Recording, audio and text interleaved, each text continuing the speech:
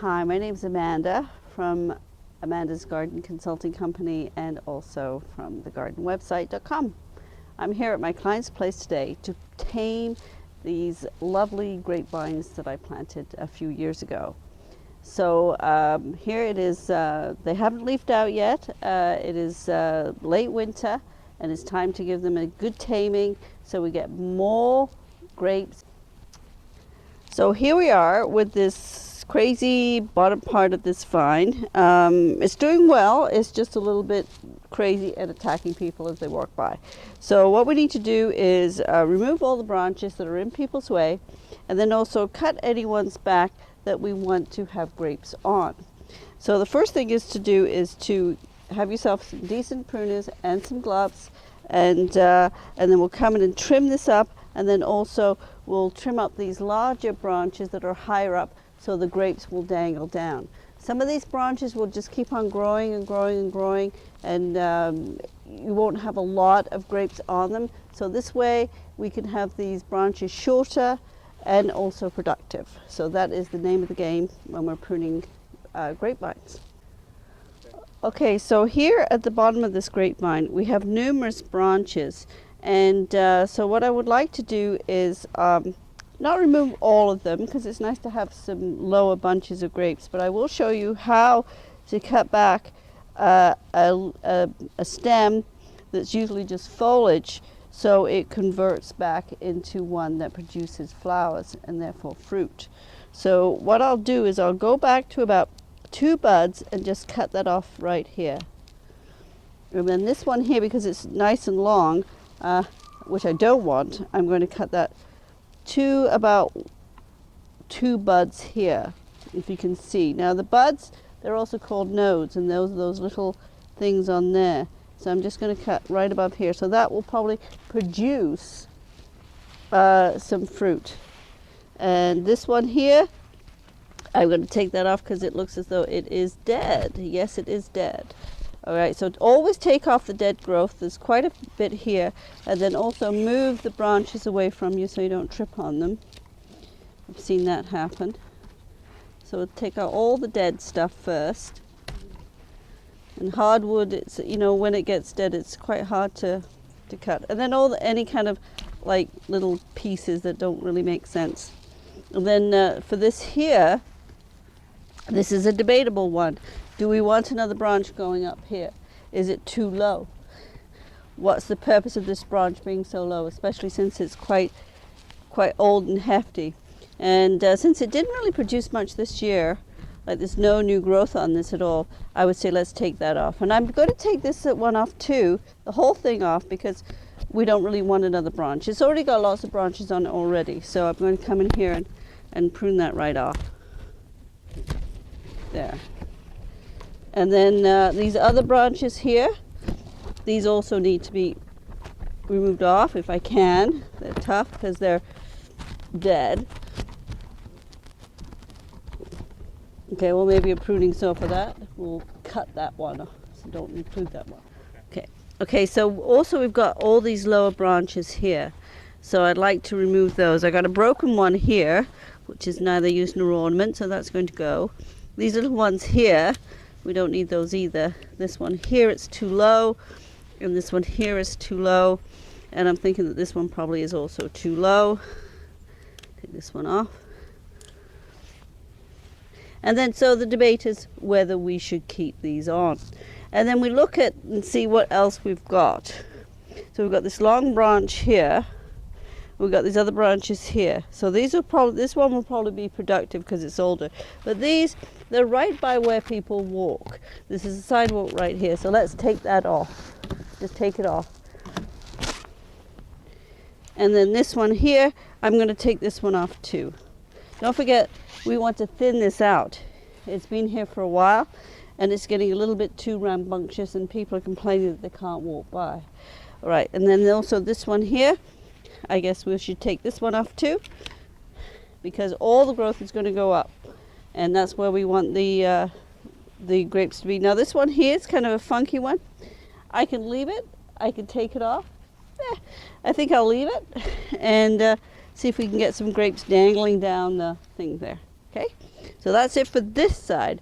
And so we're going to do the next side next. All right, so here we are higher up, and I have to decide which ones to keep, which ones to take off, which ones to cut back. So pruning is never something that, oh, you just go in and just prune away, especially when it comes to a grape. So let me think about this. So there's this one here that's rather low. That probably hit people in the head, so let's take that one off. This little spindly one here, that's neither use nor ornament, so let's get rid of that. And here we've got one going straight up. It would be nice to have dangly bits there of grapes hanging down. And this one here, is it too close? Yes, probably, so let's take this off. Two parallel stems together, not a good idea, cause rubbing. And then there's this big long one. All right, so if I leave this, where's it going to go? How is it going to attach itself? I can train it to go up, or do I have enough up on there already? It actually, if you can see, they've got quite a lot of vines up there already. Do I want to have one coming down here? It's tempting. I could probably tame it by attaching it to this post, but it's rather awkward. So I think maybe what I'll do is I'll just cut back to a second branch, second bud. There we go. And then hopefully we'll get some nice grapes coming out from here. And then here, let's do the same thing. And then, you know, the thing is, it is a grape plant. It's pretty tough. So if I decide I don't like this or it doesn't work out, I can always come back and take those stubs off and even take this branch off. Can't put things back in though, that's the only problem. Okay, and we'll continue on. Okay, so here's another issue. These two parallel ones, you see this a lot in plants, and having two stems parallel together, it's not a good idea. They'll rub, and then also they're competing for light and space and air, and so it's a good idea to take one of them off. If I just, so then the question is, which one? Well, it's difficult sometimes to decide, so you have to just do it and see what happens. And then here, I'll take this one off here, and then hopefully we'll get some grapes from here. This has been actually quite a productive trellis setup here with lots of grapes, so not too worried. The birds like it too. And then here's this other one here. So should I let this go up? I might. As you can see, I've got some support, so maybe I'll let this one go up because it's rather bare there. It'd be nice to have something grow up. But I took the tip off because the tip was dead, and you can't leave dead growth on.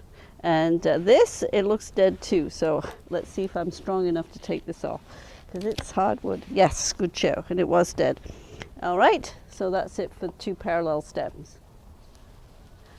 Okay, so we're done.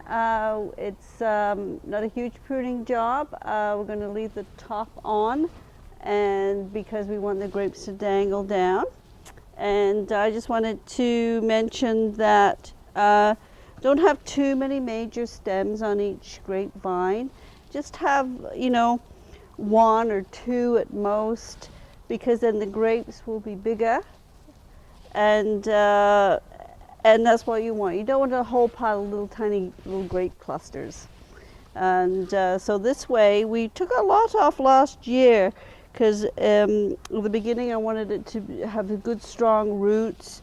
So I left a lot of the growth on, and then I trained it after a couple of years to just give the major stems. So we have major stems, and then the side shoots have all been pruned back, and then the major stem goes up to the trellis on the top, so the grapes will hang down.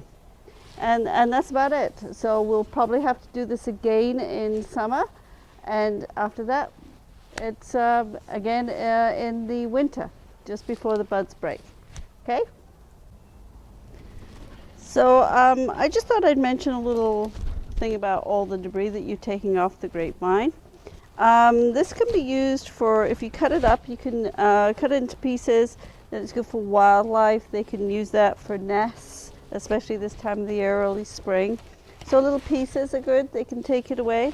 And then also another thing you can do is you can make them into grape wreaths. So this is always fun to do, but just wind them around and around on each other, then you can have a wreath. Okay, I'm not going to do it properly for you, but just give you an idea. And so you can always use the remnants from your grapevines because they're nice and flexible, and you can change them into different shapes and stuff, but usually the wreath is grapevine wreath is a very nice thing to have, especially when it's from your own garden.